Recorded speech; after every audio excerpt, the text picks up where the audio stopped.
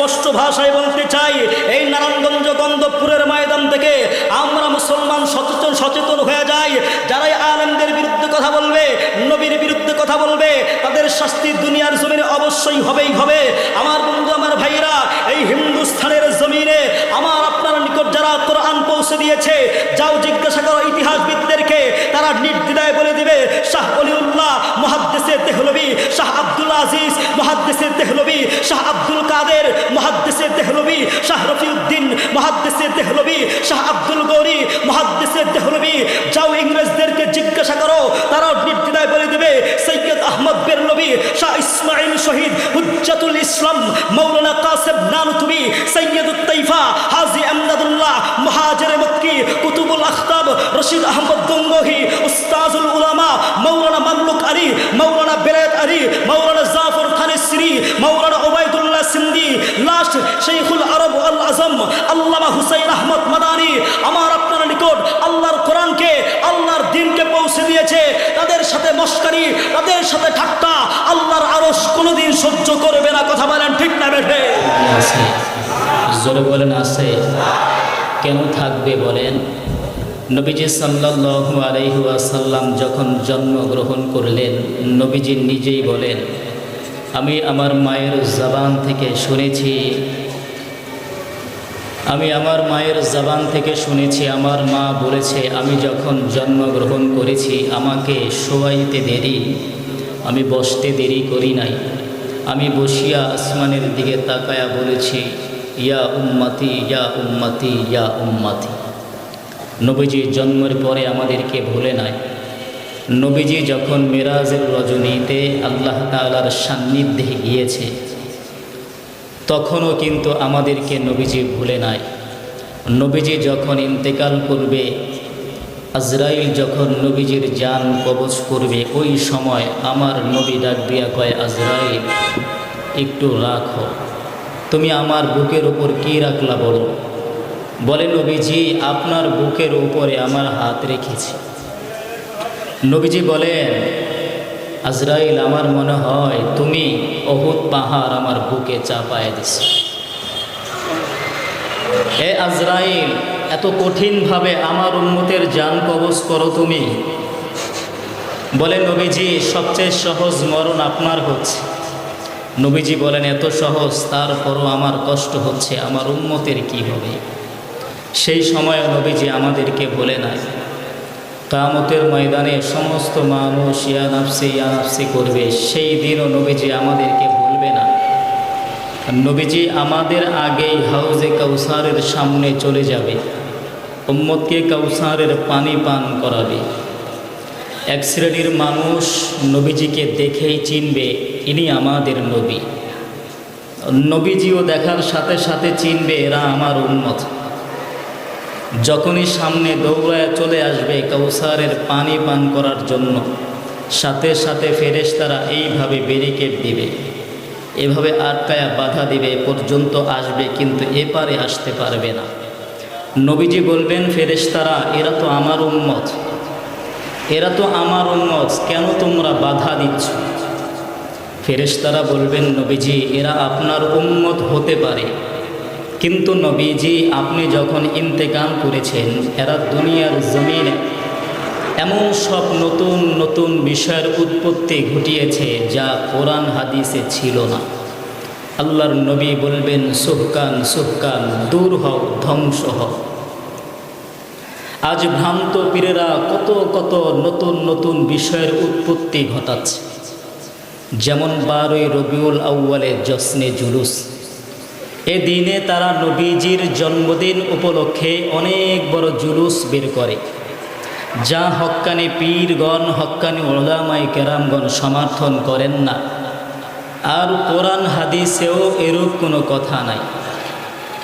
দেখেন ভ্রান্ত পীররা কী ধরনের তামাশা করে, যেমন মাজারে মোমবাতি জ্বালানো, মাজারে ঢোল তবলা বাজানো, মাজারে মিলাদ পড়ানো, মাজারে চাদর পরানো, মাজারে চুমু দেওয়া, মাজারে সেজদা দেওয়া, মাজারে নারী পুরুষ একত্রে বসানো, গোফওয়ালা জটধারীকে পীর মনে করে পদে চুম্বন করা, বেনামাজি ভণ্ডকে পীর মনে করে চাঁদা দেওয়া ইত্যাদি।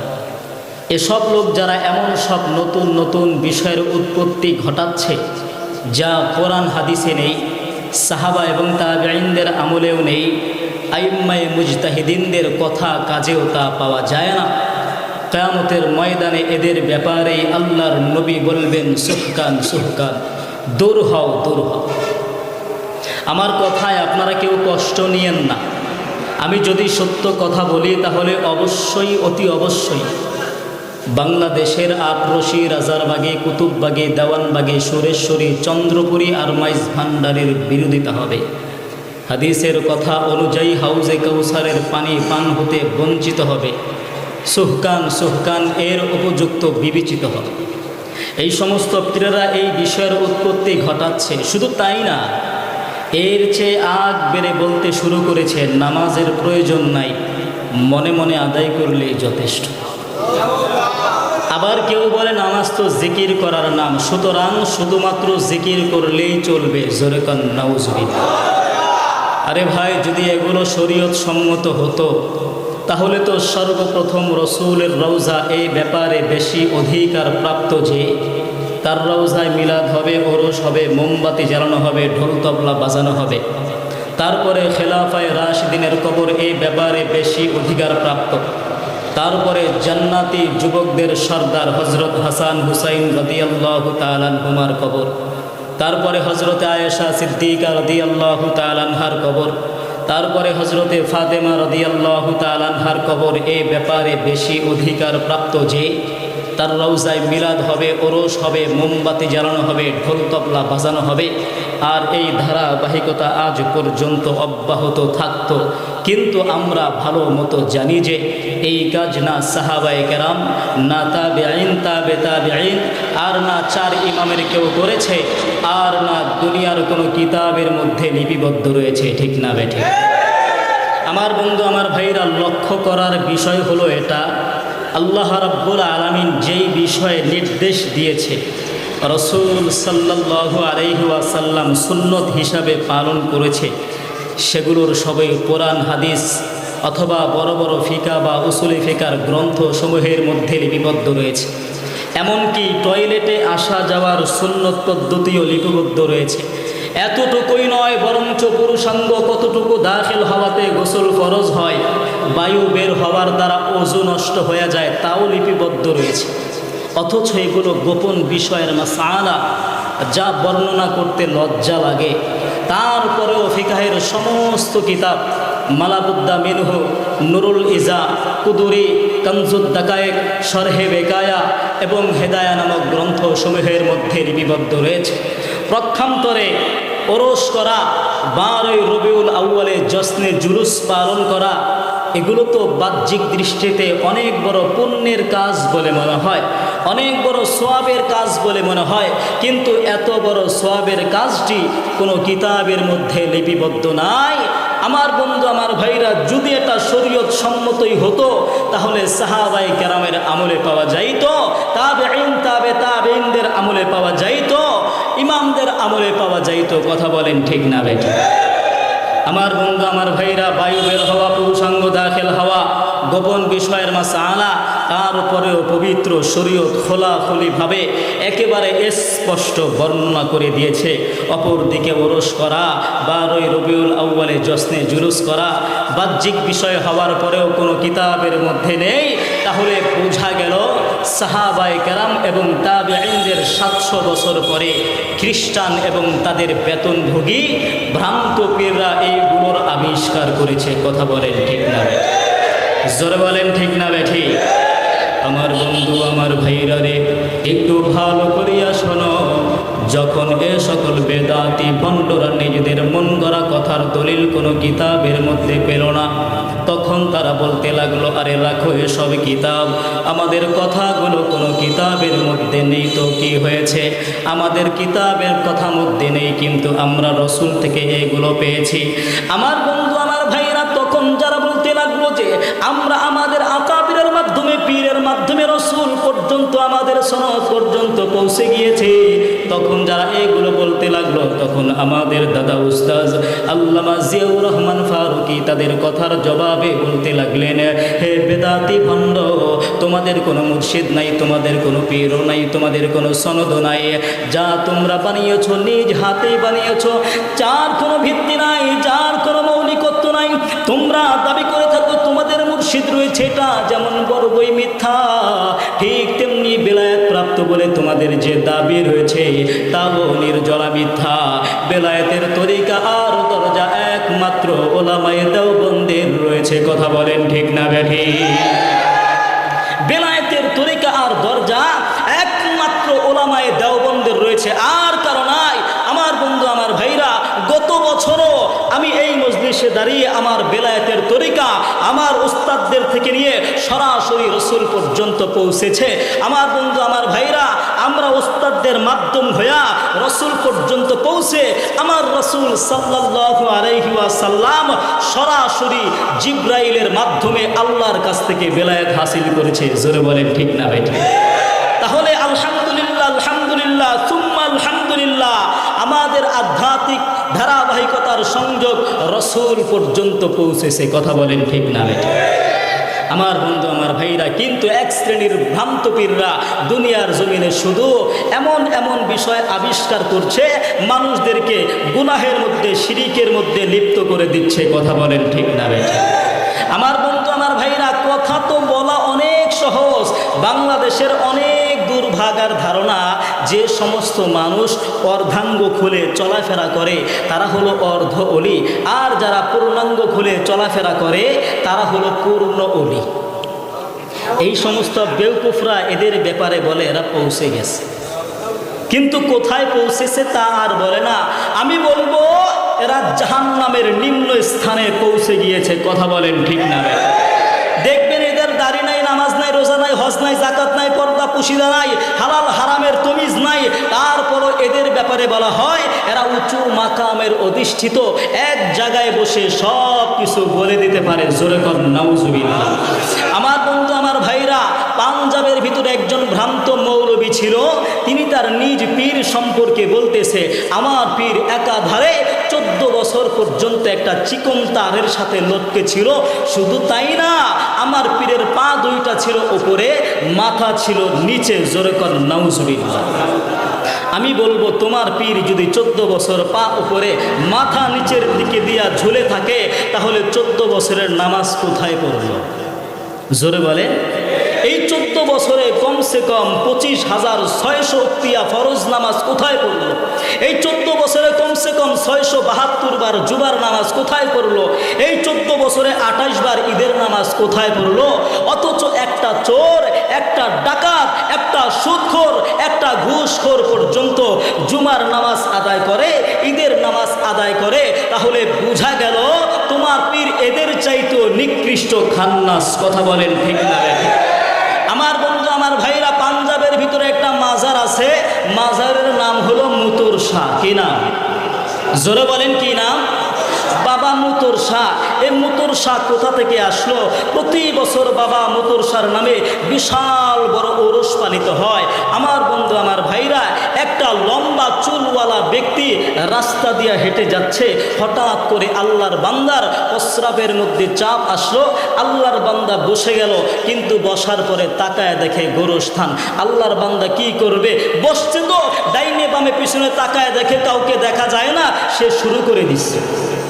এবার যখন শুরু করে দিছে, দূর থেকে তাকায় দেখে দুইটা লোক আসতেছে। আল্লাহর বান্দা তড়িঘড়ি করে এবার মাটি ঢালা শুরু করে দিছে। আমার বন্ধু, আমার ভাইরা রে, এবার যখন আল্লাহর বান্দা তড়িঘড়ি করে মাটি ঢালা শুরু করে দিল, লোক দুইটা সামনে এসে ডাক দিয়া কয়, ভাইরা কি দাফন করছো? আমার বন্ধু, আমার ভাইরা রে, আমি আপনাদের কাছে বলতে চাই, এ কন্দপুরের মুসলমান, একটু ভালো করিয়া শোনো। লোকটা চালাকি করে বলতেছে আমি মুতুর শাহকে দাফন করতেছি। আমার বন্ধু, আমার ভাইরা, মুত মানে পেশাব, এটা হলো ফার্সি শব্দ। আমার বন্ধু, আমার ভাইরা, আল্লাহর বান্দা যখন চালাকি করে বললেন, লোক দুইটা মনে মনে চিন্তা করল হয়তো মুতুর শাহ আল্লাহর একজন ওলি হবে, আল্লাহ তাআলার একজন পেয়ারা বান্দা হইবে, এবার তারাও মাটি ঢালা শুরু করে দিছে। আমার বন্ধু আমার ভাইরা, এখন তো ওই বাবা মতুরসার নামে প্রতি বছর ওরস পালিত হয়। আমার বন্ধু আমার ভাইরা, ওই রকম মতুরসার মতো মাজার আমাদের বাংলাদেশের মধ্যে অভাব নাই। কথা বলেন ঠিক না বেঠিক? এ মুসলমান ভাইরা আমার, গুলিস্তানে যাবেন গোলাপ শাহ, এ বন্ধুরি আমরা খবর নিয়ে দেখলাম এখানে কোনো মানুষের কবর নাই, এখানে একটা কুত্তা দাফন করে তারপরে হয়েছে কালবেশা, সেখান থেকে আস্তে আস্তে হইল গোলাপ শাহ। এ মুসলমান বন্ধুরে, বাংলাদেশে মাজারের কোনো অভাব নাই। আটকা শাহ, চাউল ডাউল শাহ, আরো কত শাহ আছে।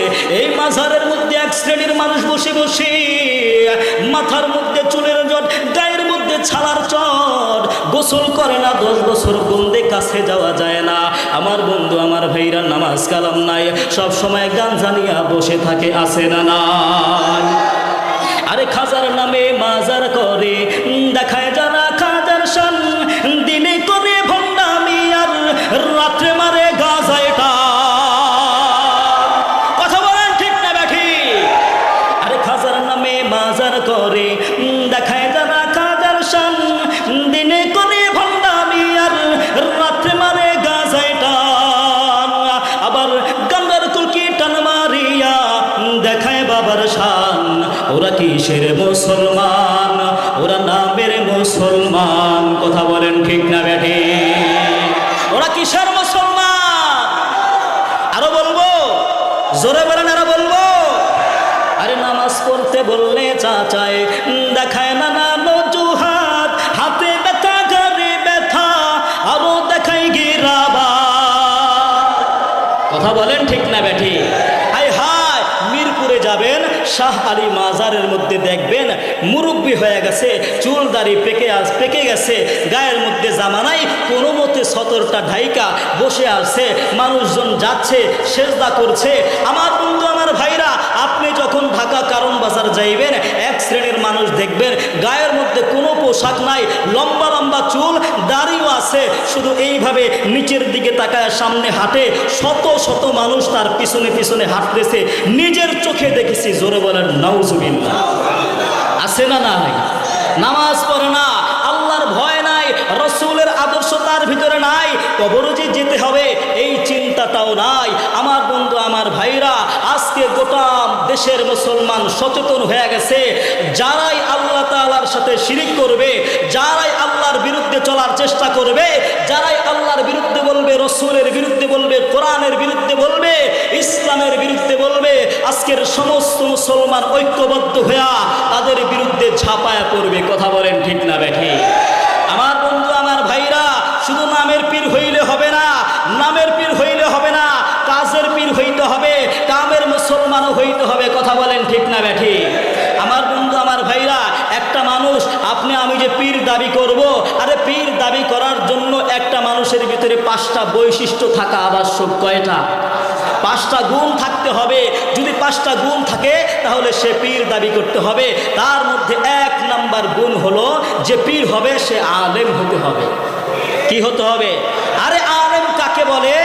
আলেম ওই ব্যক্তিকে বলা হয় যেই ব্যক্তি সর্বনিম্ন 3টা কিতাব পড়ানোর মতো যোগ্যতা রাখে। 1 নাম্বার তাফসিরে জালালাইন, 2 নাম্বার হেদায়া, 3 নাম্বার মিশকাত শরীফ। এই 3টা কিতাব পড়ানোর যোগ্যতা যার ভিতরে আছে সেই হলো আলেম। আমার বন্ধু আমার ভাইরা, 2 নাম্বার অন্য আরেকজন পীরের অনুমতি পাওয়া লাগবে যার সনদ রসুল পর্যন্ত পৌঁছেছে। 3 নাম্বার ফরজ ওয়াজিব সুন্নতের পাবন্দি হতে হবে, সকল প্রকার গুনাহ এমনকি মাকরু কাজ থেকেও বেঁচে থাকতে হবে। 4 নাম্বার দেখতে হবে তার দরবারে ওলামায়ে কেরাম যাতায়াত করে কিনা।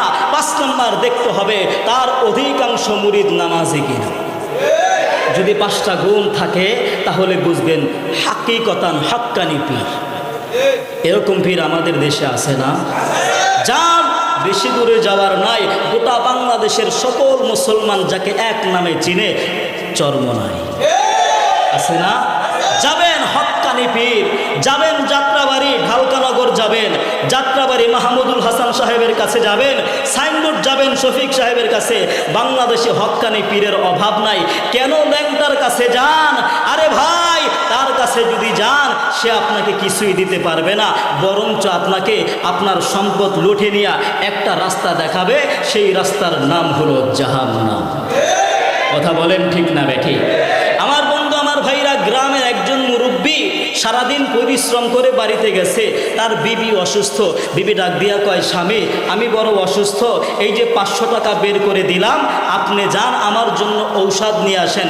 স্বামী বের হয়ে গেছে, সরল সোজা মানুষ, 500 টাকা নিয়ে ঔষধের দোকানে যাবে। প্রতিমধ্যে তার বন্ধুর সঙ্গে সাক্ষাৎ হয়েছে। ডাক দিয়া কয়, বন্ধু দুনিয়াতে আল্লাহ তোমারে পাঠাইলো আল্লাহর গোলামি করার জন্য, আল্লাহ তো কিয়ামতের ময়দানে ধরবে, কি জবাব দিবা? কিছু সংগ্রহ করছো নি? বলে না তো, কিছু সংগ্রহ করি নাই। তাহলে আমার সঙ্গে চলো, তোমাকে একটা দরবারে নিয়ে যাই, যেখানে গেলে তোমার নামাজ লাগবে না, রোজা লাগবে না, হজও লাগবে না, সোজা সুজি সে তোমারে দেখা জান্নাতে। জোরে বলেন নাউজুবিল্লাহ। আল্লাহর বান্দাকে নিয়ে গেছে পীরের কাছে, পীর সাহেবকে দেখা সে কি করবে? অনেক কিছু শুনলো, শোনার পরে আবেগ আপ্লুত হইয়া এবার হাদিয়া দিবে। তার বন্ধুরাও বলতেছে পীরকে কিছু হাদিয়া দিতে হয়। আল্লাহর বান্দার পকেটে কিছু খুচরা টাকা ছিল, আল্লাহর বান্দা এবার পকেটে হাতাইতেছে, খুচরা টাকাটা উঠানোর জন্য টান দিছে, কিন্তু উঠানোর পরে দেখে বিবি যে 500 টাকা দিছে সেটাই উঠে গেছে। তো কি করবে? 500 টাকা এখন পীরকে দিয়া দিবে, বের করে ফেলছে, পকেটে তো আর ঢোকানো যায় না, এবার পীরকে দিয়া দিছে, এই নেন 500 টাকা, এটা আপনাকে দিলাম, তো আমার কি হবে? বলে কিয়ামতের ময়দানে তোমাকে পীরে চিনবে। কিয়ামতের ময়দানে পীর কি করবে? তাকে চিনবে। আমার বন্ধু আমার ভাইরা, আল্লাহর কারিশমা দেখেন। আল্লাহর বান্দা 2 দিন পরে রূপসী বাজারের পাশ দিয়ে হেঁটে যাচ্ছে, আবার সেই পীরের সঙ্গে সাক্ষাৎ। এবার পীরের কাছে ডাক দিয়া কয়, ও পীর সাহেব আপনি আমারে চিনছেন? কয় তুমি কে? কয় আপনি আমারে চিনছেন? কয় তুমি কে? বেটা চিন্তার মধ্যে পড়ে গেছে, আরে যেই ব্যক্তি কিয়ামতের ময়দানে আমাকে চিনবে, এই কথা শোনার পরে 500 টাকা দিলাম 2 দিন আগে, এখনই সে আমারে বলে তুমি কে, তাহলে তো কিয়ামতের ময়দানে সে চিনবে। জোরে বলেন চিনবে? ডাক দিয়া কয়, হুজুর 500 যে দিলাম ফেরত দেন। কয় কেন? 2 দিন আগে না 500 দিলাম, কিয়ামতের ময়দানে চিনবেন? আপনি তো এখনই আমারে চিনেন না, তাহলে কিয়ামতের ময়দানে কিভাবে চিনবেন? এমন পীর আমাদের দেশে আছে না না? জোরে বলেন আছে না নাই? তাহলে আমাদেরকে হাকিকতান হক্কানি পীর চিনতে হবে। 2 হাত উঁচু করে আল্লাহকে দেখায় দেই আল্লাহ, 2 হাত উঁচু করে আল্লাহকে দেখায় দেই আল্লাহ আমাদেরকে হকের সাথে থাকার তৌফিক দান করো, হকের সাথে হাসরের ময়দানে দাঁড়াবার তৌফিক দান করো। আল্লাহ দুনিয়ার জমিনে যত বেঈমান আসবে, বেঈমানের সঙ্গে মোকাবেলা করে হক জয়যুক্ত করে আল্লাহ হাসরের ময়দানে যেন আমরা একসাথে গলাগলি করে তারপরে জান্নাতে যেতে পারি। সকলে বলি আমিন। আমার বন্ধু আমার ভাইরা, বাতিলকে বর্জন করতে হবে। বাতিল ইহুদি, বাতিল খ্রিস্টান, বাতিল মূর্তি পূজারি, বাতিল কাদিয়ানি, বাতিল রাফিজি শিয়া, বাতিল আহমদ রেজা খান বেরলবি, বাতিল মাজার পূজারি বেদাতি, আরও যত ধরনের বাতিল আছে বর্তমানে নামদারি আহলে হাদিস গাইরে মুকাল্লিদ বাতিল, আরও যত ধরনের বাতিল আছে, আটরশি, রাজারবাগি, কুতুববাগি, দেওয়ানবাগি, সুরেশ্বরী, চন্দ্রপুরী আর মাইজ ভান্ডারি, এই সমস্ত বাতিলকে বর্জন করে থাকতে হবে হকের সাথে। কথা বলেন ঠিক না?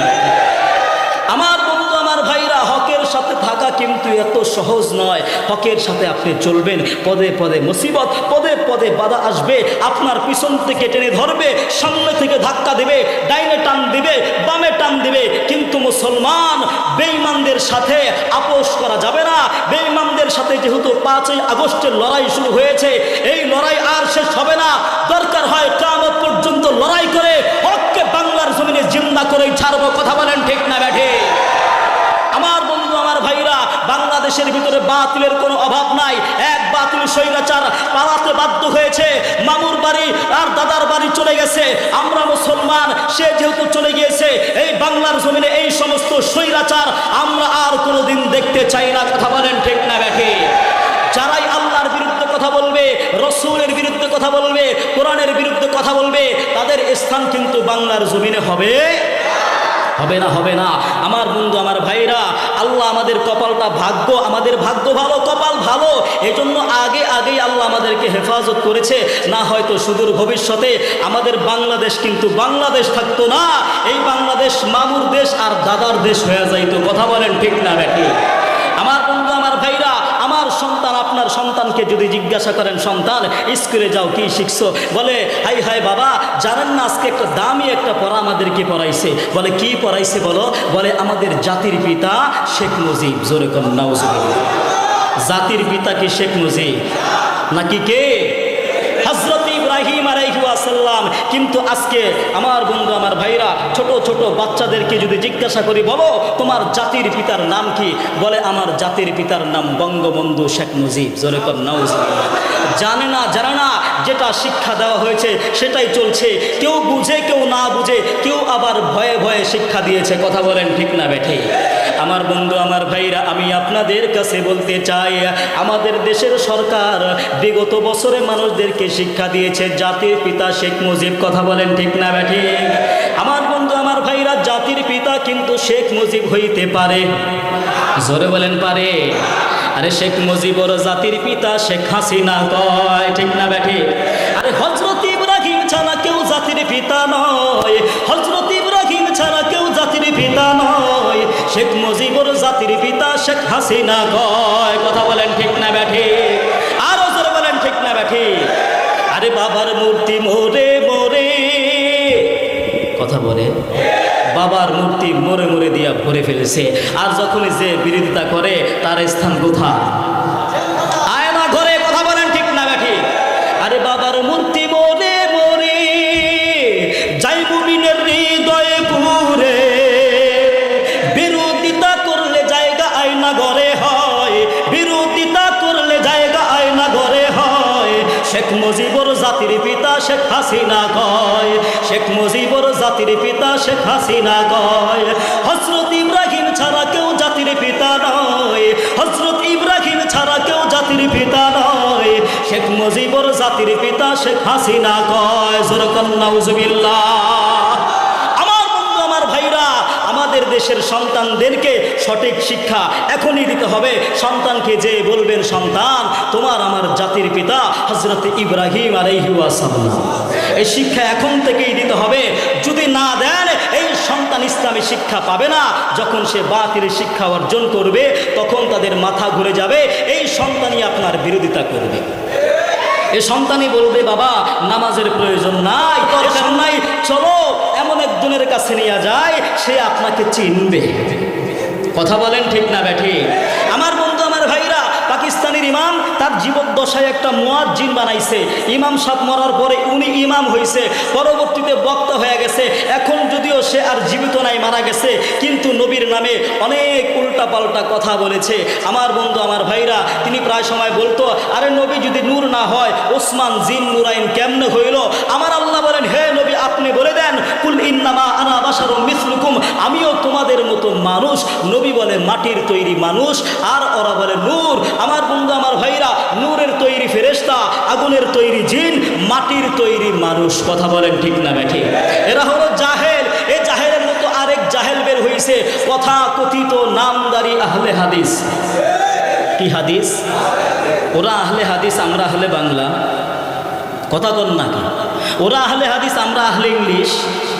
বুখারি বলতে পারে না, বুকারি বলে। আরে ইমাম বুখারীকে আমরাও শ্রদ্ধা করি। ইমাম বুখারীকে আমরা যত শ্রদ্ধা করি, পৃথিবীর জমিনে এর চাইতে বেশি শ্রদ্ধা আর কেউ করে না। কারণ আমরা বুখারী শরীফ খতম করার পরে খতমে বুখারী অনুষ্ঠান করি। শ্রদ্ধা কি মুহাম্মদ সাল্লাল্লাহু আলাইহি ওয়াসাল্লামকে বেশি করি নাকি হযরত আবু বকরকে বেশি করি? কাকে? আমার নবীকে। 10 জন সাহাবী জান্নাতি, তার মধ্যে হযরত আবু বকর রাদিয়াল্লাহু তাআলা আনহু 1 নম্বরে। এবার বলেন, আবু বকরের মর্যাদা বেশি না নবীর মর্যাদা বেশি? পোলাপানের মর্যাদা বেশি না মুরব্বীর মর্যাদা বেশি? মুরব্বীর মর্যাদা বেশি। মুরব্বী যদি আলেম হয়, এই হিসাবে তার মর্যাদা আরো বেশি। কথা বলেন ঠিক না বেঠি? এই হিসাবে ইমাম বুখারীর উস্তাদের নাম হলো মাক্কি বিন ইব্রাহিম। কি নাম? মাক্কি বিন ইব্রাহিম, তার উস্তাদের নাম ইমাম আহমদ ইবনে হাম্বল, তার উস্তাদের নাম ইমামে আজম আবু হানিফা। আর তারা বলে আমরা বুখারি মানি, আবু হানিফা মানি না। তার মানে কলার থর নিয়ে টানাটানি করো, কলার জার ছিল না। কথা বলেন ঠিক না বেঠিক? আমার বন্ধু, আমার ভাইরা রে, ইমাম গাজালি রহমতুল্লাহি আলাইহি ফিদিয়ে সাদেক নামক কিতাবের মধ্যে লেখে, কোন ব্যক্তি যদি এতটুকুন পরিমাণ সংবাদ পায় পরশ পাথরের সংস্পর্শে লোহা লাগলে লোহা স্বর্ণ হয়ে যায়, কিন্তু পরশ পাথর কেমন দেখা যায় সেই ভৌগোলিক জ্ঞান লোকটার জানা নাই। কিয়ামত পর্যন্ত যদি ওই ব্যক্তি পরশ পাথর খুঁজা বেড়ায়, সে কি খুঁজা পাবে? জোরে বলেন পাবে? প্রেসিডেন্ট শাহ সিকান্দার জুলকারনাইন, যার আলোচনা আল্লাহ রাব্বুল আলামিন সূরা কাহাফের মধ্যে দীর্ঘ আলোচনা করেছে। শাহ সিকান্দার জুলকারনাইন পরশ পাথরের সন্ধানে বের হয়েছে, পাহাড়ের পর পাহাড়, নদীর পর নদী, জঙ্গলের পর জঙ্গল ডেঙ্গাইয়া ওই যে হযরত মূসা আলাইহিস সালাম যখন খিজির আলাইহিস সালামের সন্ধানে বের হয়েছে, আল্লাহ বলে মূসা রে, একটা ভাজা মাছ নিয়ে যাও, মাছটা যেখানে তাজা হয়ে নদীর মধ্যে চলে যাবে সেখানে আমার মনোনীত বান্দাকে পাবে। আর তারা জাগা মতো যাইয়া কি জাগা মতো যায় ঘুমায় গেছে। এদিক থেকে মাছ ব্যাগ থেকে বের হয়ে নদীর মধ্যে চলে গেছে। দেখছে মূসা নবীর খাদেম ইউসা ইবনে নুন। খাদেম মনে মনে চিন্তা করে, মূসা নবী যেই জালালি তবিয়তের মানুষ, এখন যদি তারে ডাক দেই আর যদি আমারে থাপ্পড় লাগায় আমি নাই। কেননা মূসা নবীর থাপ্পড়ে একজন মরছে কিনা, মূসা নবীর থাপ্পড়ে একজন মারা গেছে। এক কিপ্তির বাচ্চাকে থাপ্পড় দিয়েছে, এক থাপ্পড়ে সান্ডে মান্ডে গোলস। কথা বলেন ঠিক না বেঠিক? মূসা নবী জানতো না সে মারা যাবে। আমার বন্ধু, আমার ভাইরা, খাদেমে ঘুমায় গেছে। ঘুম থেকে উঠা দুইজন রওনা দিছে। কিছু দূর যাওয়ার পরে মূসা নবী ডাক দিয়া কয়, থামো কাফেলা থামো, ব্যাগ থেকে নাস্তা বের করো। এই কথা কেন বললাম? শাহ সিকান্দার জুলকারনাইনও কিছু দূর যাওয়ার পরে বলতেছে, কাফেলা থামাও, অবস্থান করো, তাবু গাড়ো, আজকে রাত্রে এখানে থাকবো, সকালবেলা রওনা দিব। সকালবেলা যখন ঘুম থেকে জাগ্রত হইল, তাকায় দেখে ওই যে ঘোড়া আছে, ঘোড়ার পায়ের নিচে যে লোহার পাত লাগানো, প্রত্যেকটা লোহার পাত হলুদ বর্ণ স্বর্ণ হয়ে গেছে। জোরকন সুবহানাল্লাহ। আমার বন্ধু, আমার ভাইরা, শাহ সিকান্দার জুলকারনাইন কষ্টি পাথর দিয়া ঘষা দিল, ঘষা দিয়া তাকায় দেখে সব স্বর্ণ হয়ে গেছে। শাহ সিকান্দার জুলকারনাইন বলতেছে, আরে পাগল, আমি তো এই পরশ পাথরের সন্ধানে বের হয়েছি, চলো যেই পথে আসছি সেই পথে আবার চলো। শাহ সিকান্দার জুলকারনাইন বিচক্ষণ ব্যক্তি ছিল, এই জন্য পেয়েছে। আমার আপনার ভিতরে যদি বিচক্ষণতা না থাকে তাহলে কি আমি আর আপনি পাবো? জোরে বলেন পাবো? আমাদের দেশে কিছু লোক অজ্ঞতাবশত মূর্খতার পথ অবলম্বন করে ভণ্ডদের পিছনে দৌড়ায় আর বড় বড় লেকচার মারে। আমরা পায়া গেছি। কি পাইছে? আমার বন্ধু, আমার ভাইরা রে, যত ভণ্ড পীরের মুরিদার পীর আছে তারা কয় এক পীর ভণ্ড। দেওয়ানবাগি কয় আমি নবীর জামাই, জোরে কন্যা উজুবিল্লাহ। আমার বন্ধু, আল্লাহর বান্দা দুনিয়া থেকে বিদায় হয়ে গেছে। আরেক বাগি কয় আমার কাছে মুরিদ হইলে নামাজ রোজার দরকার নাই। আমি বলতে চাই, যত বাগি দেশে আছে বাগির কাছে আল্লাহ নাই, বাগির দরবার খালি ফাঁকি। কথা বলেন ঠিক না বেঠিক? আমার বন্ধু, আমার ভাইরা, অজ্ঞতাবশত দৌড়ায় কোনো লাভ নাই। অজ্ঞতাবশত দৌড়ায় যারা বাইবেল নিয়ে থাকে, অজ্ঞতাবশত দৌড়ায় যারা ভিন্ন ধর্মগ্রন্থ নিয়ে থাকে, ওইগুলা নিয়ে থাইকা কোনো লাভ নাই। কোরআনের অনুসরণ করলে সঠিক দিনের তথ্য পাওয়া যায়। ঠিক না বেঠিক? জোরে আওয়াজ দিয়া কন। আমার বন্ধু, আমার ভাইরা, ইহুদিদের মধ্যে নাসারাদের মধ্যে গন্ডগোল, ওদের মধ্যে সঠিক নাই থাকলে বলে গন্ডগোল লাগতো না। ইহুদিরা কয় নাসারাদের কোনো ধর্ম নাই, নাসারারা কয় ইহুদিদের কোনো ধর্ম নাই। ইহুদিরা দুনিয়ার মধ্যে আগে আসছে, নাসারারা পরে আসছে।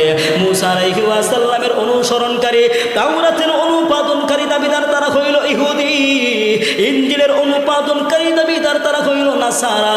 আমার বন্ধু, আমার ভাইরা, আমার আল্লাহ বলেন, ওয়াকালাতিল ইয়াহুদু লাইসাতিন নাসারা আলা শাইআ, ওয়াকালাতিন নাসারা লাইসাতিল ইয়াহুদু আলা শাইআ। ইহুদিরা কয় নাসারাদের কোনো ধর্ম নাই, নাসারারা কয় ইহুদিদের কোনো ধর্ম নাই। ওরাই লাগছে।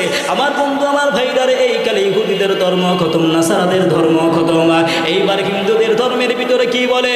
হিন্দুদের ধর্মের ভিতরে বলে, হুতারমিন্দ্র মহাসুরিন্দ্রা অল্লম জ্যৈষ্ঠম পরমং রক্ষণম অল্লম অল্ল রসুল মুহাম্মদ রকম রকম বরস অল্ল অল্লম আদাল্লাম বুকনকম অল্ল বুকাল্লাম লেখার তাকম। আমার বন্ধু, আমার ভাইরা রে, আমাদের নবী জন্মের ৩,৫০০ বছর আগে মনীষীরা তাদের ধর্মগ্রন্থের ভিতরে হুতারমিন্দ্র লিখে গেল। তার থেকে ৩,৫০০ বছর পরে আমার আল্লাহ হুতারমিন্দ্র কোরআন শরীফের সিরিয়াল নাম্বার ১১২ মধ্যে নাজিল করে দিলেন, কুল হুয়াল্লাহু আহাদ আল্লাহুস সামাদ লাম ইয়ালিদ ওয়া লাম ইউলাদ ওয়া লাম ইয়াকুল লাহু কুফুয়ান আহাদ। চিৎকার দিয়া কই মারহাবা। বোঝা গেল ওদের হিন্দু ধর্মগ্রন্থের ভিতরে এক আল্লাহর কথা কয়, ইসলামের কথা কয়। হিন্দু ধর্মগ্রন্থের আরেক জায়গায় বলে মদবর্তিতা দেবাকারান্তে প্রকৃতিতা বিশানাঙ্গ হয়ে সদা মেধা শাস্ত্রেংশ্রিতা। আমার বন্ধু আমার ভাইরা রে, যে মহামানবের নামের প্রথম অক্ষর হবে মিম, শেষের অক্ষর দাল, যার নামের প্রথম অক্ষর এম, শেষের অক্ষর ডি, যার নামের প্রথম অক্ষর ম, শেষের অক্ষর দ, তিনি হবে অন্তিম ঋষি। তার শরীয়তে গরুর গোশত খাওয়া হবে বৈধ, তাতে যারা ফলাফল মিলবে তারা হবে স্বর্গবাসী। আমার বন্ধু আমার ভাইরা, হিন্দু ধর্মগ্রন্থের ভিতরে আল্লাহর কথা, মুহাম্মাদের কথা, গরু খাওয়ার কথা আলটু পাল্টু কইরা কোনো লাভ নাই, কোনো লাভ নাই। আল্লাহর পয়গম্বর ঈসা নবী যখন দুনিয়ার জমিনে আগমন করলেন, ঈসা নবী নবুয়ত পাওয়ার পরে বলতেছে, আমার পূর্বে একজন নবী আসছিল, আমি তার সত্যতা প্রতিপাদনকারী, আমার পরে একজন নবী আসবে, আমি তার আগাম সুসংবাদদাতা, যার নাম হবে আহমদ। জোরে কোন সুবহানাল্লাহ। আমার বন্ধু আমার ভাইরা রে, আমার নবীর নাম আহমদ আছে না নাই? কোরআনের ভিতরে আমার নবীর নাম আহমদ বলে আমার আল্লাহ ঘোষণা করেছে। এ মুসলমান বন্ধু রে, প্রত্যেকটা ধর্মগ্রন্থের ভিতরে ইসলাম ধর্মের কথা, কোরআনের কথা, রসুলের কথা, গরু খাওয়ার কথা, যারা ইসলাম ধর্মে এখন বিশ্বাস করবে না মুসলমান ভাইরা আমার বুঝতে হবে তারা হলো ইহুদি খ্রিস্টানদের দালাল। কথা বলেন ঠিক না বেঠি? আমার বন্ধু আমার ভাইরা, তাহলে কি বুঝলেন? প্রত্যেকটা ধর্মগ্রন্থের ভিতরে ইসলামের কথা, কোরআনের কথা, এক আল্লাহর কথা, মুহাম্মদুর রাসূলুল্লাহর কথা। তাহলে আপনাদেরকে বিশ্বাস করাতে আরো ওয়াজ করা লাগবে যে আল্লাহ আমাদেরকে যেই ধর্ম দিয়েছে এটাই সঠিক ধর্ম। কথা বলেন, আল্লাহ আমাদেরকে যেটা দিয়েছে এটাই হলো সঠিক ধর্ম। আর কি বিশ্বাস করানো লাগবে? নাকি মরণ পর্যন্ত মনে থাকবে? আমার বন্ধু আমার ভাইরা, চোখ কান খোলা রাখতে হবে, চোখ কান খোলা রাখতে হবে। এখন গোটা বাংলাদেশের দিকে যদি আমরা তাকাই, বিভিন্ন জায়গায় ইহুদি খ্রিস্টানরা এমনভাবে চক্রান্ত করে আমাদেরকে শেষ করে দিচ্ছে, আমরা টেরও পাই না। আমার বন্ধু আমার ভাইরা, ইতিপূর্বে অনেক জায়গায় দেখা গিয়েছে মসজিদের ইমাম খ্রিস্টান, মসজিদের ইমাম খ্রিস্টান আমরা জানিও না। মাদ্রাসায় অনেক ছাত্র পড়ালেখা করে। গত বছরও দেখলাম যাত্রাবাড়ি মাদ্রাসায় শেখ মাহমুদুল হাসান 9 জনকে ধরেছে খ্রিস্টান। তারা আমাদের মাদ্রাসায় ঢুকে গিয়েছে, মসজিদের মধ্যে ঢুকে গিয়েছে। টার্গেট ইসলাম ধর্ম শেষ। ইসলাম ধর্ম শেষ করার জন্য তারা এমনভাবে লেগেছে। আমার বন্ধু আমার ভাইরা, লন্ডনের ভিতরে বিশাল বড় কওমি মাদ্রাসা পরিচালনা করছে খ্রিস্টানরা। যারা পরিচালনা করবে খ্রিস্টান, তারা কি আমাদেরটা শিখাবে নাকি তাদেরটা? আমাদেরটা যদি আমাদেরটা 10টা শিখায়, তাহলে দেখবেন 8টা হলো তাদের, 10টা আমাদের, 8টা তাদের। জানে 8টা যদি প্রাথমিক পর্যায়ে আমরা তাদেরকে দিতে পারি, তাহলে আস্তে আস্তে মুসলমান শেষ হয়ে যাবে, মুসলমানদের ঈমান দুর্বল হয়ে যাবে। তখন কিন্তু তারা ইসলাম চিনবে না, কোরআন চিনবে না, আল্লাহ চিনবে না। আমার বন্ধু আমার ভাইরা, হাদিসের মধ্যে এসেছে ইমাম মাহদী আলাইহিস সালামের অনুসারী যারা হবে তাদের সংখ্যা হবে অল্প। তাদের সংখ্যা কি হবে? অল্প হবে। এই জন্য ইহুদি খ্রিস্টানরা এভাবে চক্রান্ত করে লেগেছে। শুধু তাই নয়, আজ থেকে 20-25 বছর আগের থেকে তাদের টার্গেট গোটা পৃথিবীতে শুরু করে দিয়েছে, বাস্তবায়ন হয়ে গেছে। তাদের 3টা মিশন। কয়টা? 3টা মিশন। সর্বশেষ 3 নম্বর মিশন হলো ঘরে ঘরে সুদ। ঘরে ঘরে কি? ঘরে ঘরে কিস্তি, ঘরে ঘরে সুদের ব্যবসা ঢুকায় দিছে। কথা বলেন ঠিক না বেঠি? 3 নম্বর টার্গেট হলো এটাই। আজকে বাংলাদেশের দিকে তাকান, এমন কোনো গ্রাম, এমন কোনো মহল্লা পাবেন না সুদের মধ্যে জড়িত নাই। কথা বলেন, সুদের মধ্যে মানুষ জড়িত হয়ে গেছে। আমার বন্ধু আমার ভাইরা, 2 নম্বর হলো দেখবেন মহল্লার মধ্যে যৌতুক আছে না? যৌতুক ছাড়া বিবাহ হয়? সরে বলেন হয়? আগে তো বলতো আমাকে গাড়ি দিতে হবে, এটা দিতে হবে, এটা দিতে হবে। এখন বলে না কেন? না বললেও পাওয়া যায়, না বললেও পাওয়া যায়। যদি বিবাহের সময় বলে যে আমার কিছু লাগবে না, কিচ্ছু লাগবে না। কিন্তু বিবাহের পরে বউরে ডাক দিয়া কয়, আরে আমি কিছু চাই নাই, তাতে কি হয়েছে? না চাওয়ার পরেও তো মানুষ দেয়, কই তোমার বাবা তো দিল না। তার মানে কি সরাসরি যৌতুক চায় না, ডাইরেক্ট না ইনডাইরেক্ট যৌতুক চাচ্ছে। কথা বলেন ঠিক না বেঠি? আজকে দেখা যায় বিবাহ দিলে ঘর সাজায় দিতে হয়। আমার বন্ধু আমার ভাইরা, তুমি না বললেও এটাও যৌতুকের অন্তর্ভুক্ত। কথা বলেন ঠিক না বেঠি? আর এক নাম্বার হলো, আমার মতো আপনার মতো কিছু সরল সোজা মুসলমানদেরকে অর্থের লোভ দেখাইয়া, টাকার লোভ দেখাইয়া ডাক দিছে, ভাই আসো, তুমি গরিব মানুষ না? তাই হ্যাঁ, আমি তো 3 বেলা ঠিক মতো খেতে পারি না, 1 বেলা খাইলেও কোনো মতো গোস্ত তো চোখেই দেখি না। তাদেরকে টার্গেট করে, আসো, কি চাও সব দিব, বাড়ি দিব, গাড়ি দিব, টাকা পয়সার কোনো কিছুর অভাব হবে না। তবে কি করবা জানো? মুখের মধ্যে দাড়ি রাখবা, লম্বা জামা গায়ে দিবা, পাগড়ি পরবা, মসজিদে গিয়া 5 ওয়াক্ত নামাজ পড়বা। লোকটা কয়, হ্যাঁ এটা তো ভালো কাজ। বলে এটা তো ভালো কাজ, এটা তো করবই, কেন করব না? আমার বন্ধু আমার ভাইরা, লোকটা ডাক দিয়ে করবা, কিন্তু আমি যেইটা বলবো সেটাও তোমার করতে হবে। কি করতে হবে? বলে যখন মুসলমান জাতি ইসলামের সমাবেশ ডাক দিবে, কোরআনের মিছিল ডাক দিবে, বাতিলকে খেদানোর জন্য আন্দোলন ডাক দিবে, তখন তুমিও যাইবা। কেন যাব না? আরে যাবো, এটা তো আমার নৈতিক দায়িত্ব। বলে যাবে যাবে, বাতিলদের উপর ওপেনলি হামলা করবা। ঠিক আছে, করব, সমস্যা নাই। সরল সোজা মুসলমান তো বুঝে না, সে ঠিকই অগ্রসর হয়ে সামনে গিয়া মিটিং মিছিলে গেল, তারপরে তার হাতে একটা ছুরি বা একটা অস্ত্র বা একটা কিছু দিয়া দিল। সে যখন আক্রমণ করে আর মিডিয়াকে বলে, তোমরা তারে ফোকাস করো, তোমরা তাকেই ফোকাস করবা, তার ছবিটাই তুলবা। তার মুখের মধ্যে দাড়ি, লম্বা পাগড়ি, লম্বা জামা, নামাজও পড়ে, তার ছবিটা ক্যামেরা বন্দি হয়ে গেছে। এবার পত্রিকার মধ্যে আসলো, বাইতুল মোকাররমে মুসলমানরা মিছিলের মধ্যে বের হয়েছে। কেন কেন? এই জন্য কি হয়েছে? বলে মুসলমান উগ্র, মুসলমান জঙ্গি, দেখো হাতের মধ্যে অস্ত্র। জোরে কর নাউজুবিল্লাহ, জোরে কর নাউজুবিল্লাহ। সরল সোজা মুসলমান সে তো বুঝলো না, কিন্তু আমার আপনার মতো এক শ্রেণীর মানুষ গ্রামগঞ্জে বসবাস করে, সে তো এত কিছু বুঝে না। পেপার পত্রিকায় দেখে, হাই হাই, এত বড় একজন হুজুর, মুখের মধ্যে লম্বা দাড়ি, মাথার মধ্যে পাগড়ি, লম্বা জামা, সে আবার জঙ্গি বলে কিনা? জঙ্গি বলে কিনা?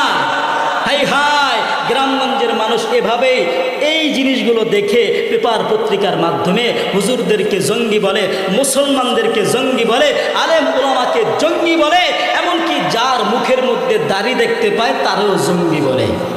কথা বলেন ঠিক না ব্যাঠি? এই দাড়ি কোনোদিন জঙ্গি হতে পারে? জোরে বলেন পারে? পাগড়ি কোনোদিন জঙ্গি হতে পারে? এই পাঞ্জাবি কোনোদিন জঙ্গি হতে পারে? আমার বন্ধু আমার ভাইরা, দাড়ি এটা কার আদর্শ? জোরে বলেন। আমার নবীর আদর্শ কোনোদিন জঙ্গি হতে পারে? তোমরা যাদের জঙ্গি বলো, জঙ্গি আসলে তারা নয়, দাড়ি টুপি পাগড়ি হলো সুন্নতেরই পরিচয়। কথা বলেন ঠিক না বেঠি? আরে তোমরা যাদের জঙ্গি বলো, জঙ্গি আসলে তারা নয়, দাড়ি টুপি পাগড়ি হলো সুন্নতেরই পরিচয়। তোমরা যাদের জঙ্গি বলো, জঙ্গি আসলে তারা নয়, দাড়ি টুপি পাগড়ি হলো সুন্নতেরই পরিচয়। কথা বলেন ঠিক না বেঠি? আরে জঙ্গি যারা, পাগল তারা, মস্ত বড় কপাল পোড়া, জাগায় জাগায় বোমা মারা, একটা তাদের মানুষ মারা। ওলামায়ে কেরাম কখনো মানুষ মারছে? আরে দাড়িওয়ালা মানুষ কখনো মানুষ মারছে? আরে জঙ্গি যারা, পাগল তারা, কাজটা কোনো মানুষ মারা, আসলে ভাই কপাল পোড়া, শুধু অসগোস্বা করা। এইভাবেতে কত সময় কত কিছু ঘটে যায়, তারই সাথে আলেম ওলামার কোনো সম্পর্ক নাই। কত সময় কত দেখি, একটা কথা বলে রাখি, হাতে পিস্তল নিয়ে ঘুরে, তারা জঙ্গি নয়। তোমরা যাদের জঙ্গি বলো, জঙ্গি আসলে তারা নয়, দাড়ি টুপি পাগড়ি হলো ইসলামেরই পরিচয়। কথা বলেন ঠিক না ব্যাঠি? আমার বন্ধু আমার ভাইরা, দাড়ি টুপি পাগড়ি কখনো জঙ্গি হতে পারে? আরে দাড়ি টুপি পাগড়ি যদি জঙ্গি হইতো, তাহলে ভারতের একজন মন্ত্রী মনমোহন সিং ছিল। কথা বলেন ঠিক না ব্যাঠি? তার মাথার মধ্যে যদি আমরা তাকাই, সেও পাগড়ির মতো পেঁচায় রাখতো, তাকে কেউ জঙ্গি বলছে? জোরে বলেন বলছে? আরে ভাই, তাদের কারণে যদি জঙ্গি হইতো, তাহলে রবীন্দ্রনাথ ঠাকুরকে আমরা দেখতে পাই লম্বা লম্বা দাড়ি। কথা বলেন ঠিক না ব্যাঠি? তারা কেউ জঙ্গি বলছে? জোরে বলেন বলছে? আরে রবীন্দ্রনাথ ঠাকুরেরই লম্বা দাড়ি দেখতে পাই, এত লম্বা দাড়ি তবু মৌলবাদী কেউ কয় না। কথা বলেন ঠিক না ব্যাঠে? আরে দাড়ির কারণেতে যদি মৌলবাদী হয় রে ভাই, সকল মৌলবাদীর বস রবীন্দ্রনাথ ঠাকুর ভাই। তার মানে কি বুঝলেন? দাড়ির কারণে মৌলবাদী না, সত্য কথা বলার কারণে মৌলবাদী। কথা বলেন ঠিক না ব্যাঠি? কেননা মুসলমান সব সময় সত্য কথা বলে, মিথ্যার আশ্রয় তারা কোনোদিন নিতে পারে না, পারে না। আরে মুসলমান এমন এক জাতি, মুসলমানের সামনে তার জীবন দেওয়ার জন্য প্রস্তুত হয়ে যায়। মুসলমানের সামনে অস্ত্র, মুসলমানের সামনে ছুরি, মুসলমানের সামনে বিশাল বাহিনী দাঁড়ায় আছে, শেষ করে দিবে। তারপর মুসলমান বাতিলের সামনে কোনোদিন মাথা নত করতে পারে? কোনদিন করতে পারে না। কিন্তু মুসলমান, বড় আফসোস, বড় আফসোস, আমাদের মতো এক শ্রেণীর মুসলমান মুসলমানের ঘরে জন্মগ্রহণ করার পরেও দাড়ি টুপি নিয়ে ঠাট্টা করে, আলেম ওলামাদেরকে নিয়ে ঠাট্টা করে, ওয়াজ মাহফিলকে নিয়ে ঠাট্টা করে, পাশে গান বাদ্য চালায়। ওই জালিমগুলোকে আমি দাওয়াতের নামে পয়গাম পৌঁছে দিতে চাই, সত্য সত্য যদি অন্তর থেকে নাইবে নবীদের সাথে বেয়াদবি করো, এর শাস্তি দুনিয়ার জমিনে অবশ্যই হবেই হবে। কথা বলেন ঠিক না বেটি? আমার বন্ধু, আমার ভাইরা, আমরা দেখলাম বাংলাদেশের সবচেয়ে বড় একজন শাইখুল হাদিস আল্লামা জুনায়েদ বাবু নগরী রহমতুল্লাহি আলাই। আমার বন্ধু, আমার ভাইরা, জুনায়েদ বাবু নগরীকে জেলখানার মধ্যে বন্দি করেছে। সরকারি আইন অনুযায়ী রিমান্ড দিবে, শাস্তি দিবে, হামলা দিবে, যদি ফাঁসিও দেয় আমাদের কোনো আফসোস ছিল না, দুঃখ ছিল না। কিন্তু মুসলমান ভাইরা আমার, একজন বেয়াদব পুলিশ অফিসার ছিল মাহফুজুর রহমান। এই বেয়াদব পুলিশ অফিসার বাবু নগরীর দাড়ি টান দেয়া কয়, বাবু নগরী তোর মুখের মধ্যে পেশাব করব। জোরে কর নাউজুবিল্লাহ। এই দাড়িটা আমার রসুলের আদর্শ, এই দাড়ির মধ্যে পেশাব করবে। জুনায়েদ বাবু নগরী দু চোখের পানি ছেড়ে আল্লাহকে ডাক দিয়া কয়, আল্লাহ, ও আল্লাহ, এ জালিম বড় জুলুম করতেছে। আল্লাহ, এ জালিম এত জুলুম করেছে, আমাকে কষ্ট দিয়েছে, আমাকে শাস্তি দিয়েছে। আল্লাহ, আমার কাছে বিন্দু পরিমাণ খারাপ লাগে নাই, কিন্তু আল্লাহ তোমার রসুলের আদর্শ নিয়ে কথা বলে, তোমার রসুলের আদর্শের উপরে নাকি পেশাব করবে। আল্লাহ আর সহ্য হয় না, আল্লাহ আর সহ্য হয় না। আল্লাহর কারিশমা, আল্লাহর কুদরত দেখেন, জুনায়েদ বাবু নগরী জেল থেকে মুক্তি পেয়ে হাটহাজারী মাদ্রাসায়, আর ওই বেয়াদব পুলিশ মাহফুজুর রহমান বেয়াদবি করার কারণে তার কলিজার টুকরা সন্তান ঐশী রহমান গভীর রাত্রে জবাই করে দিয়েছে। তার মানে কি? বেয়াদবি। বেয়াদবি আল্লাহর ওলিদের সাথে যারাই বেয়াদবি করবে, মনে রাখবেন তাদের শাস্তি দুনিয়ার জমিনে অবশ্যই হবেই হবে। কথা বলেন ঠিক না ব্যাঠিক? তাহলে মুসলমান ভাইরা আমার, স্পষ্ট ভাষায় বলতে চাই, এই নারায়ণগঞ্জ গন্ধপুরের ময়দান থেকে আমরা মুসলমান সচেতন হয়ে যাই। যারাই আলেমদের বিরুদ্ধে কথা বলবে, নবীর বিরুদ্ধে কথা বলবে, তাদের শাস্তি দুনিয়ার জমিনে অবশ্যই হবেই হবে। আমার বন্ধু, আমার ভাইরা, এই হিন্দুস্থানের জমিনে আমার আপনার নিকট যারা কোরআন পৌঁছে দিয়েছে, যাও জিজ্ঞাসা করো ইতিহাসবিদদেরকে, তারা নির্দ্বিধায় বলে দিবে শাহ অলিউল্লাহ মুহাদ্দিসে দেহলভী, শাহ আব্দুল আজিজ মুহাদ্দিসে দেহলভী, শাহ আব্দুল কাদের মুহাদ্দিসে দেহলভী, শাহ রফিউদ্দিন মুহাদ্দিসে দেহলভী, শাহ আব্দুল গৌরি মুহাদ্দিসে দেহলভী।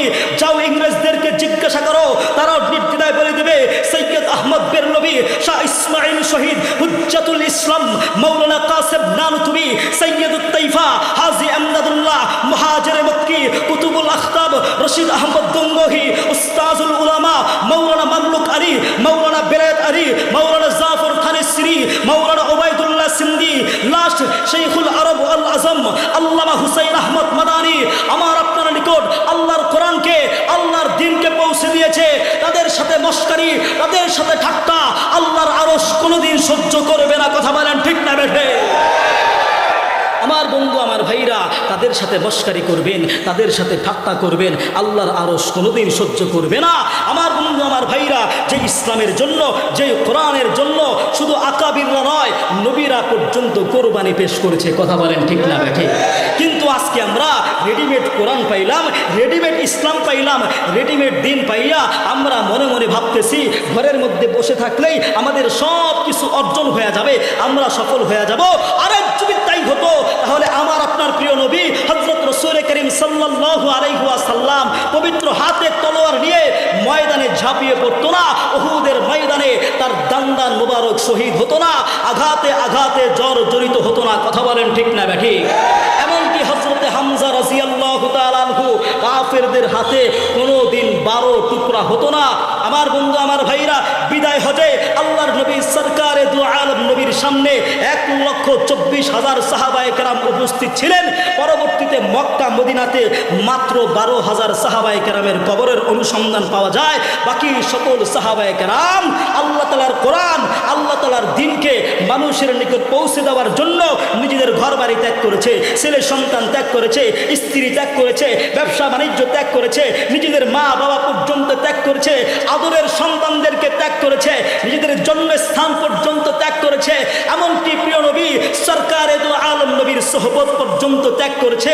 অর্থাৎ এই দিন, এই কোরআন মানুষের নিকট পৌঁছে দেওয়ার জন্য এক হাতে কোরআন, আরেক হাতে তলোয়ার নিয়ে কেউ কুস্তুনতুনিয়া গিয়ে শহীদ হয়েছেন, কেউ এমতাকিয়ে গিয়ে শহীদ হয়েছেন, কেউ আন্দলুস স্পেন গিয়ে শহীদ হয়েছেন, কেউ তাশখান বুখারা সমরকন্দ গিয়ে শহীদ হয়েছেন, কেউ আজারবাইজান কাজাকিস্তানের বর্ডারে গিয়ে শহীদ হয়েছেন, কেউ শাবাদ ইয়ামিন ফিলিস্তিন গিয়ে শহীদ হয়েছেন, কেউ মিশর নীল দরিয়ার প্রান্তরে গিয়ে শহীদ হয়েছেন, কেউ আফগানিস্তান পাকিস্তান কুয়েত গিয়ে শহীদ হয়েছেন, কেউ দজলা ফুরাত আমু নদীর প্রান্তরে গিয়ে শহীদ হয়েছেন, কেউ আফ্রিকার বিভিন্ন স্থানে গিয়ে শহীদ হয়েছেন, কেউ ভারত আরব পারস্য সাগরের প্রান্তরে গিয়ে শহীদ হয়েছেন। মোট কথা 100 লক্ষ সাহাবায়ে কেরাম পৃথিবীর পূর্ব থেকে পশ্চিম পর্যন্ত, উত্তর থেকে দক্ষিণ পর্যন্ত গিয়ে আল্লাহ তাআলার এই মনোনীত ধর্মকে মানুষের নিকট পৌঁছে দিয়েছে। এমন বহু সাহাবায়ে কেরাম আছে যারা ঘর থেকে বের হয়েছে আর কোনোদিন ফিরে আসে না। কথা বলেন ঠিক না নাকি? আজকে রেডিমেড ইসলাম পাইলাম, আমার সামনে কোরআনের বিরুদ্ধে কথা বলে, রসুলের বিরুদ্ধে কথা বলে, আল্লাহর বিরুদ্ধে কথা বলে, অন্তরে বিন্দু পরিমাণ কষ্ট লাগে না? হাই হাই, কেন লাগে না? রেডিমেড ইসলাম পাইলাম, রেডিমেড ইসলাম।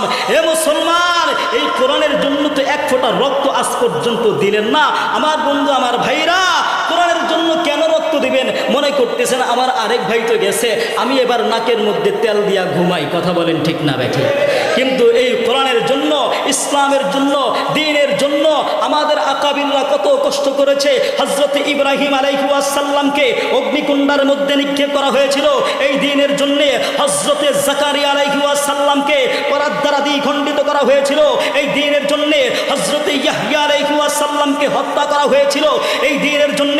হযরত ঈসা আলাইহিস সালামকে জেলের জন্য, কোরআনের জন্য, ইসলামের জন্য আমার আপনার প্রিয় নবী সরকারে দু আলম নবী পদে পদে কষ্ট সহ্য করেছে। কথা বলেন ঠিক না ব্যাঠিক? এমনকি নবীজি সাল্লাল্লাহু আলাইহি ওয়াসাল্লাম যখন সেজদারত অবস্থায় কাফের বেঈমানের দলেরা উটের নাড়ি বুড়ি নিয়ে আমার নবীর গায়ের মধ্যে ফেলে কষ্ট দিয়েছে। শুধু তাই নয়, সৃষ্টি জগতের সবচেয়ে শ্রেষ্ঠ মানুষ মুহাম্মদুর রাসূলুল্লাহকে 3টি বছর পর্যন্ত আবরুদ্ধ করে রাখা হয়েছিল। আমার বন্ধু আমার ভাইরা, সেই নবী জয়যুক্ত হয়েছে, আমাদের আকাবিররা জয়যুক্ত হয়েছে। এ কোরআন সারা গোটা পৃথিবীর মধ্যে ছড়ায় পড়ছে।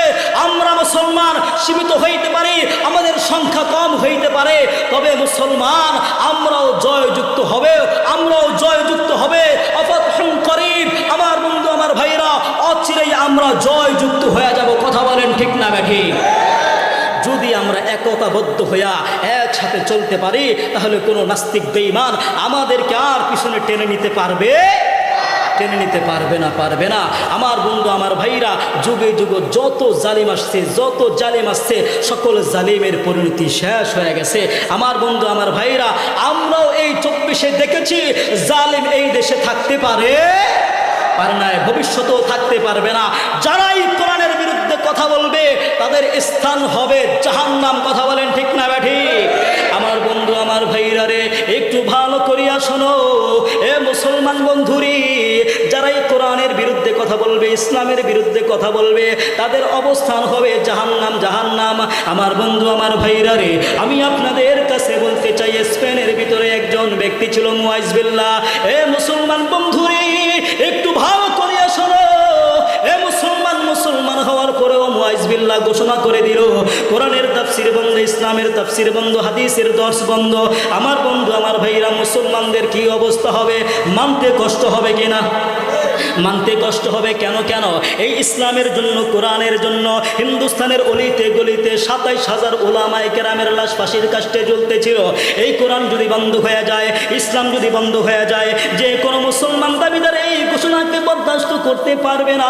আমার বন্ধু আমার ভাইরা রে, কিন্তু আল্লাহর কারিশমা দেখেন, আল্লাহর কারিশমা দেখেন।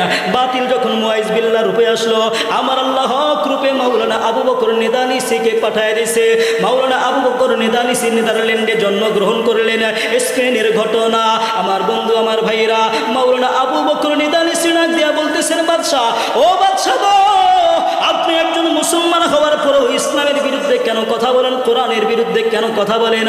ও বাদশা গো, আপনার কাজ আপনি করেন, কোরআনওয়ালার কাজ কোরআনওয়ালারা করুক, আপনার বুদ্ধির কোনো সমস্যা হইবে না। আমার ভাইরা, মাওলানা আবু বকর আরো বললেন, আমার কাছে যদি 11টা তীর থাকতো, 10টা মুয়াজ্জিবিল্লাহর মাথায় আরেকটা রোম সম্রাটের দিকে নিক্ষেপ করতাম।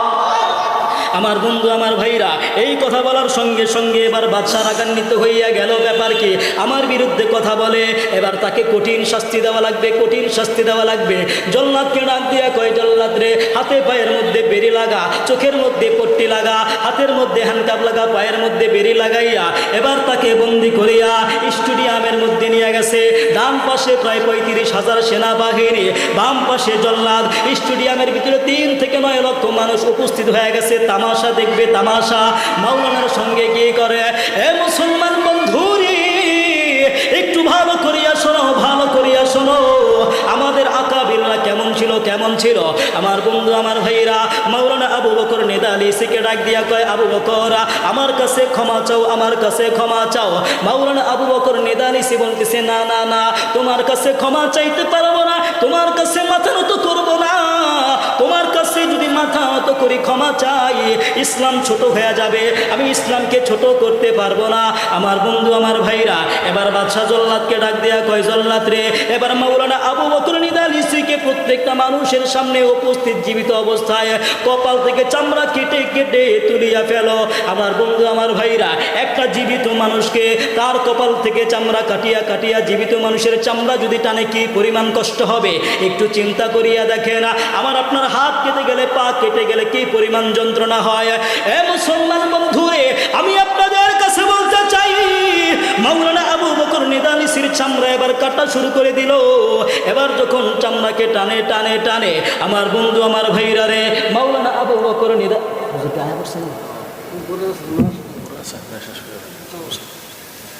এখনই শেষ করে দেন, হুজুর আসলে শেষ করে। আচ্ছা আচ্ছা, হুজুর নিয়ে আসে। আমার বন্ধু আমার ভাইরা, আপনারা সজাগ আছেন? জোরে বলেন আছেন? আমার বন্ধু আমার ভাইরা, ইসলামের জন্য আমরা জীবন বিলায় দিব, আমাদের সব কিছু ত্যাগ করে দিব একমাত্র ইসলামের জন্য।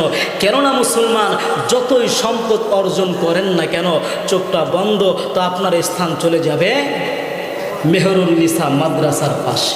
কথা বলেন ঠিক না বেঠিক? হায় হায় মুসলমান, ওই মেহরুন্নিসা মাদ্রাসার পাশে আমাদের বাবা, আমাদের মা, আমাদের ভাই, আমাদের দাদা, আমাদের দাদি, আমাদের কত আত্মীয় স্বজন শুয়ে আছে। আমার বন্ধু আমার ভাইরা, আজও পর্যন্ত কবরের সামনে দাঁড়াইয়া বাবার খবরটা নিতে পারলাম না, মায়ের খবরটা নিতে পারলাম না। তার মানে কি বুঝলেন? আপনি যখন চলে যাইবেন, আপনার খবরও আমরা নিতে পারবো না। তবে আমার আপনার সঙ্গে যাবে কি? আমার আপনার আমল। আমার আপনার আমল ছাড়া কিছুই যাবে না। ওই জগতে গিয়ে যদি একবার ধরা খেয়ে যায়, উপায় থাকবে? জোরে বলেন থাকবে? থাকবে না, থাকবে না। আজকে সম্পদের জন্য, টাকার জন্য কত পরিশ্রম। আমার বন্ধু, দূরে যাওয়ার দরকার নাই। আমরা যদি নিজেদের দিকে তাকাই, সকালবেলা ঘুম থেকে জাগ্রত হওয়া থেকে রাতের বেলা ঘুমানো পর্যন্ত আমাদের একটাই চিন্তা, কিভাবে আয় উন্নতি করা যায়, কিভাবে ব্যবসার ভিতরে বরকত আনা যায়, কিভাবে টাকা পয়সা অর্জন করা যায়, এটাই আমাদের টার্গেট। কিন্তু ফজর করি না, জোহর করি না, আসর করি না, মাগরিব করি না, এশাও করি না। আমার বন্ধু আমার ভাইরা, নামাজের ধারে কাছে আমরা নাই। যদি যে বলি ভাই কেন তুমি নামাজ পড়ো না? বলে হুজুর সময় পাই না, ব্যবসায় এত চাপ এত চাপ। সে মনে করে আমি না থাকলে সমাজ অচল, আমি না থাকলে আমার স্ত্রী অচল, আমি না থাকলে আমার সংসার চলবে না, আমি না থাকলে আমার ছেলে মেয়ে চলবে না। এরই মধ্যে হঠাৎ করে তোমার চোখ বন্ধ, সবই চলবে কিন্তু তুমি অচল, সবই চলবে তুমি অচল। এজন্য ওই কবরে যাওয়ার আগে কবরের সামানা অর্জন করা দরকার আছে না নাই? জোরে বলেন আছে না নাই? যেহেতু আজকের মাহফিলটা কবরবাসীর উদ্দেশ্যে, আবার বিশেষ করে মরহুম হাজী আব্দুল মোতালিব সাহেব, আমার বন্ধু আমার ভাইরা দেখেন কপালটা কত ভালো, কপালটা কত ভালো। আমরা কত দোয়া করি, আল্লাহ যদি মরণ দাও তোমার ঘর বাইতুল্লাহ নিয়ে মরণ দাও। আমরা তো সবাই এই দোয়াটাই করি, কেননা আল্লাহর ঘর বাইতুল্লাহ যাওয়া এটা সাধারণ কোনো কথা না। আবার যারা যায় ওইখানে যাদের মরণ হয় তার মানে আল্লাহ তারে কবুল করছে। কথা বলেন আমার বন্ধু আমার ভাইরা। উনি যখন যেই বছর হজে গিয়ে মারা গেল, হজে যাওয়ার আগে আমি আপনাদের মসজিদে ছিলাম, জুম্মার সময় যারা যারা হজে যাবে একজন একজন করে কথা বলেছে। আজকে একটা সত্য কথা বলি, এতদিন কারো কাছে বলি নাই। উনিও কথা বলার জন্য দাঁড়াইছে, দাঁড়ানোর পরে উনি শুরুতেই বললেন আমি মূর্খ সূক্ষ্ম মানুষ কি বলবো, এ কথা বলে কেঁদে দিচ্ছে যে আমি কথা বলতে পারি না, আমি মূর্খ মানুষ কি বলবো, চোখের পানি ছেড়ে দিয়েছে। সেদিন আমার মনের ভিতরে ওই জুম্মার বয়ানের সময় আমার মনের ভিতরে ধাক্কা লেগেছে, মনে হয় সে বাঁচবে না। আমার বন্ধু আমার ভাইরা কেন এমন হয়েছে সেটা আমিও জানি না, কিন্তু মুসলমান ভাইরা জুমার নামাজের পরে আমাদের রুমে আসলো, এত কান্না করেছে, আমার কাছে মনে হইল যে তার আপন আত্মীয় মনে হয় মারা গেছে, এমনভাবে কান্না করেছে। কিন্তু মুসলমান ভাইরা আমার, সে যখন হজে চলে গেছে শুনলাম সে অসুস্থ মারা গেছে। আমার বন্ধু আগে যখন খবরটা আসতে মারা গেছে, আমি মনে মনে বলতেছি, কারো কাছে বলি নাই, হাই হায় মনে মনে চিন্তা করলাম মনে হয় সে মারা যাবে। সত্যি সে মারা গেল। আমি দোয়াও করেছিলাম আসরের সময়, কিন্তু পরোক্ষভাবে সাথে সাথে খবর আসছে হুজুর মরে নাই, আইসিইউতে ভর্তি আছে। তখন আবার বললাম আলহামদুলিল্লাহ, আল্লাহ তোমার বান্দারে সুস্থ কইরা নিয়ে আইসো। এরই পরে তার কিছুদিনের ভিতরে আমি নিজেই অসুস্থ হইয়া ওই ডাকাতের কবলে পড়ে, মলম পার্টির কবলে পড়ে একটা ডাক খেয়ে আমিও হসপিটালে ভর্তি হয়ে গেছি কোরবানির আগে। আমার বন্ধু আমার ভাইরা, এদিক থেকে চাচাও মারা গেছে আমি জানি না। আমার বন্ধু আমার ভাইরা, আমি যখন সুস্থ হয়ে মসজিদে আসলাম, আসার পরে শুনি চাচা বিদায় হয়ে গেছে। চাচা বিদায় হয়ে গেছে শুনে অনেক কষ্ট লাগলো। তখন বলেছিলাম যে চাচার লাশটাকে নিয়ে আসছেন, কয় না ওনাকে ওইখানে রেখে দিয়েছি। আমার বন্ধু আমার ভাইরা, আমরাও দোয়া করব আল্লাহ রাব্বুল আলামিন যেন আমাকে আপনাকে আল্লাহ তাআলার ঘর বাইতুল্লাহ নিয়ে তারপরে মরণ দেয়। জোরে বলেন আমিন। আরেকটু জোরে বলেন আমিন। জোরে বলেন নারায়ে তাকবীর। আর একটু জোরে বলেন নারায়ে তাকবীর। আমার বন্ধু আমার ভাইরা, আমার প্রিয় মহাব্বতের ভাই এমদাদুল্লাহ হাশিমি সাহেব চলে আসছে। আমার বন্ধু আমার ভাইরা, একটা কথা বলে, গতকালকে মাহফিল ছিল